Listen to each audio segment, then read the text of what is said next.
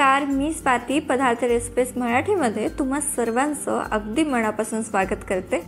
Maharashtrian न्याहारी breakfast किंवा नाश्ता म्हटला तर पोह्याबरोबर थालीपीठाचं नाव आवर्जून येतं आणि तेही थालीपीठ भाजणीचे असेल तर मज्जाच, कारण प्रोटीनने भरपूर चविष्ट आणि पोटभरीचा हा नाश्ता असतो।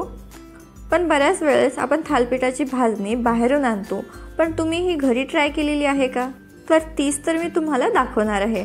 1 किलोच्या प्रमाणात अतिशय चविष्ट, खुसखुशीत आणि खमंग अशी भाजणी कशी बनवायची ते मी तुम्हाला दाखवणार आहे। सोबतच त्या भाजणीपासून अतिशय खुसखुशीत, चविष्ट, स्वादिष्ट असे थालीपीठ कसे बनवायचे ते देखील दाखवणार आहे। चला तर मग वेळ न घालवता रेसिपीला सुरुवात करूया। भाजणी बनविण्यासाठी इथे मी काही धान्य त्याचबरोबर डाळी घेतलेल्या आहेत।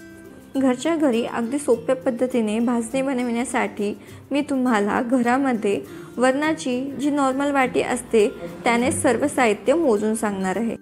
ग्रॅमचं प्रमाण जर तुम्हाला हवं असेल तर तुम्ही डिस्क्रिप्शन बॉक्स चेक करू शकता।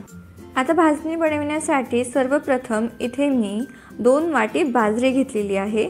ही बाजरी आपण एका कढईमध्ये काढून घेऊ आणि मध्यम आचेवर ही बाजरी आपण 3 ते 4 मिनिटे खरपूस अशी भाजून घेऊ। हे धान्य आपल्याला जास्त भाजायचे नाहीतरी त्यामधून करपट वास येतो। मध्यम आचेवर 3 ते 4 मिनिटे मी बाजरी भाजून घेतलेली आहे। तुम्ही पाहू शकता सुंदर पद्धतीने ही बाजरी भाजून झालेली आहे। आता इकडे मी एका परातवरती कॉटनचं टॉवेल अंतरून घेतलेलं आहे। त्यावरती आपण भाजलेली बाजरी घालून घेऊया। शक्यतो कॉटनचाच रुमाल किंवा टॉवेल यूज करायचा, जेणेकरून धान्य गरम असतात त्याला घाम येत नाही आणि धान्य व्यवस्थित असे थंड होतात। व्यवस्थित अशी बाजरी आपण टॉवेलवरती पसरून घेऊ। आता सेम कढईमध्ये आपल्याला 2 वाटी ज्वारी देखील घालायची आहे।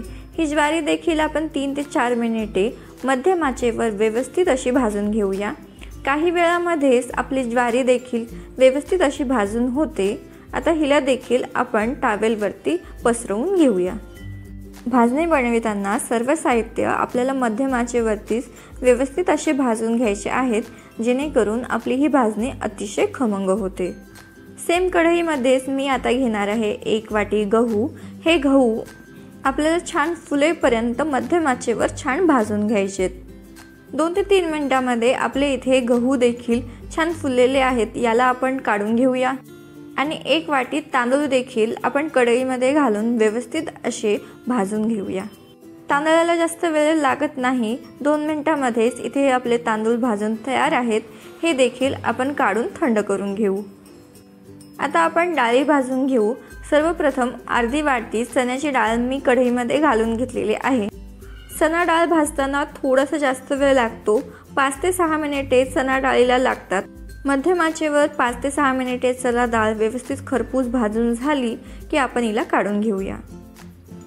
आणि आता अर्धी वाटी मुगाची डाळ देखील आपण मध्यम आचेवर व्यवस्थित अशी खरपूस भाजून घेऊया।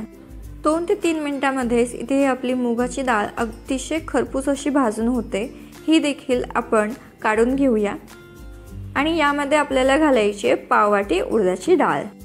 ही डाळ देखील आपण व्यवस्थित अशी भाजून घेऊ आणि ही देखील आपण काढून थंड करून घेऊ।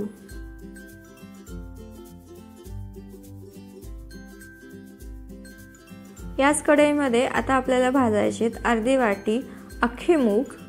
मूग आपण मध्यम आचेवर व्यवस्थित असे खरपूस भाजून घेऊया। इथे आपले मूग छान खरपूस भाजून झालेले आहेत। आता आपण हे देखील काढून घेऊ।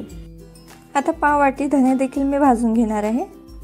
छान सुगंध येईपर्यंत मंद आचेवर हे धने आपल्याला भाजून घ्यायचे आहेत। इथे मी फक्त धने घेत आहे, तुम्हाला हवं असल्यास तुम्ही जिरे सोबतच ओवा देखील भाजून भाजणीमध्ये घालू शकता।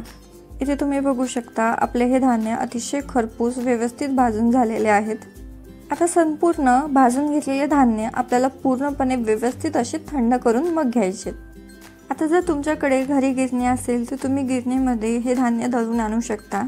इथे मी बाहेरूनच गिरणीवरून हे हलकसं दाणेदार असं पीठ दळून आणलेलं आहे, तुम्ही पाहू शकता। आणि इथे आपले अतिशय खमंग अशी थालीपीठाची भाजणी बनवून तयार आहे। चला तर मग थालीपीठ बनवूया। इथे आपल्याला घ्यायचे 4 वाटी थालीपीठाची भाजणी, सोबतच एक मध्यम आकाराचा कांदा आपल्याला बारीक चिरून घालायचा आहे।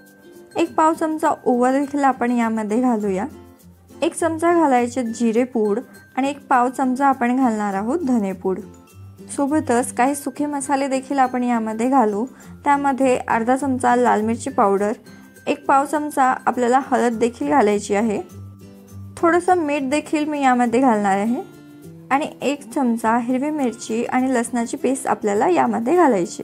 2 ते 3 हिरव्या मिरच्या, 10 ते 12 लसणाच्या पाकळ्या, 1 चमचाभर मीठ घालून मी मिक्सरला व्यवस्थित असं फिरून मग यामध्ये घातलेलं आहे। सोबतच 1 मोठा चमचा तीळ देखील आपल्याला यात घालायचे। तिळामुळे आपले हे थालीपीठ अगदी खमंग होतात।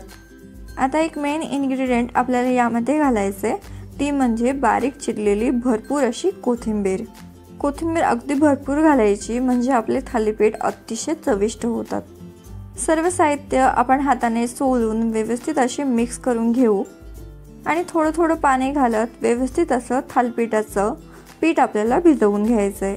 भाकरीपेक्षा थोडंसं पातळ असं पीठ आपल्याला भिजवून घ्यायचं आहे आणि तुम्ही बघू शकता व्यवस्थित असं मी पीठ भिजवून घेतलेलं आहे। चला तर मग याची थालीपीठ बनवायला सुरुवात करूया। थालीपीठ बनवण्यासाठी इथे मी एका ताटावरती कॉटनचा रुमाल ओला करून घेतलेला आहे। याला थोडं पाणी लावून घेऊया आणि आपण जे पीठ तयार केलेलं होतं त्यामधून एक पिठाचा गोळा करून घेऊया आणि व्हिडिओमध्ये दाखवल्याप्रमाणे हाताला थोडं थोडं पाणी लावत व्यवस्थित असे पातळ थालीपीठ आपल्याला थापून घ्यायचे आहेत। थोडं थोडं पाणी लावत थालीपीठ थापून घ्यायचे जेणेकरून ते हाताला चिटकत नाहीत। इथे माझं मस्त असं पातळ थालीपीठ थापून झालेलं आहे। याला छोटे छोटे आपण होल्स तयार करून घेऊया आणि सर्व बाजूने आपण थोडं थोडं पाणी सोडून घेऊ जेणेकरून आपण तव्यावर जेव्हा थालीपीठ टाकू ते चिटकणार नाहीत। थालीपीठ बनवण्यासाठी आपल्याला तवा व्यवस्थित असं गरम करून घ्यायचा आहे आणि रुमाल उचलून अलगदगत्या आपल्याला थालीपीठ तव्यावरती टाकून घ्यायचे। तुम्ही बघू शकता हे थालीपीठ रुमालला अजिबात चिटकत नाही। आता थालीपीठाच्या सर्व बाजूने आपण तेल सोडून घेऊ आणि मध्यम आचेवर खरपूस असे थालीपीठ भाजून घेऊ। काही वेळानंतर आपण थालीपीठाची बाजू परतवून घेऊया आणि दुसऱ्या साईडने देखील तेल सोडून छान असे खरपूस थालीपीठ भाजून घेऊ।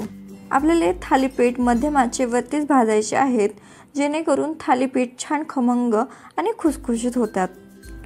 5 ते 6 मिनिटांमध्ये इथे आपले अतिशय खमंग खुसखुशीत असे चविष्ट थालीपीठ बनवून तयार आहेत।